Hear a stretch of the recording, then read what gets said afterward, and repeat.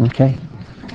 Very good. Then why don't we commence now with the presentation regarding the assessment of Connecticut's implementation of e-government and strides that we can make as a state to make our government as efficient as possible and accessible as possible, utilizing all the new technology that changes, it appears, almost monthly. This is an amazing first step towards really bringing into focus exactly where we are. We haven't been doing this a long time. Some things bother me, though. First of all, just being naturally competitive, I hate to see Massachusetts beating us almost on every single one of these assessments. You know, they're a bigger state, but still we can be just as adroit and dexterous as they are. And so that's one of my goals. Also, on the one hand, we definitely have to break down the silos, and we need to work across departments so that they can be more efficient in sharing information. But our interface with our constituents, the people that we all work for here in the state of Connecticut, we need to be as adroit and as competitive and as accessible as the private sector. And there's quickly evolving marketplace out there where you can wake up in the middle of the night at 3 o'clock in the morning and you can order complex goods and do financial transactions, and boom, it's done. And people have very stressful lives. They're pulled in a million directions. It takes 2 incomes, 3 incomes to keep your family afloat.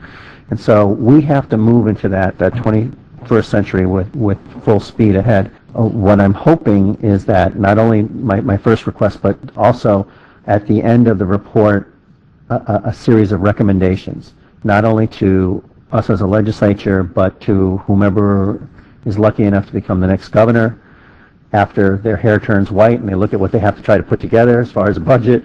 I think that they're going to be keenly interested in moving this state forward with information technology, and it'll be great if there's a roadmap for them. I'm sure a lot of these things will have resources attached to them.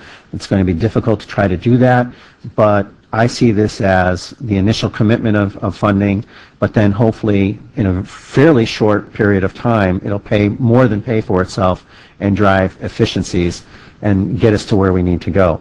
And, you know, I'm not afraid to have you look at Massachusetts. They're just north of us. They're not vastly more wealthy than we are. And in fact, some people have said that we tax more per person than they do. And yet they're ahead of us in so many categories. And so why is that? I mean, why is that? There's just no reason for it. You know, I live in Enfield. I can ride a bike 15 minutes up Route 5 and I'll be in, you know, Longmeadow. I'll be in Massachusetts. There's no vast difference. We're all New Englanders. So, you know, yes, I'm a little competitive. I want to beat Massachusetts in this game. I want to serve our constituents every bit as much, if not more. Thank you. We are the land of steady habits. Rankings. I want us to be number one. I mean, you know, if we're going to set a goal as a state, why can't we be number one in all the categories? I mean, I just don't understand why. If a lot of it's resource driven, obviously we're hamstrung that way. But I think a lot of it is just trying to, as all my colleagues said, sort of think outside the box a little bit and break out of our land of steady habits a little bit. So.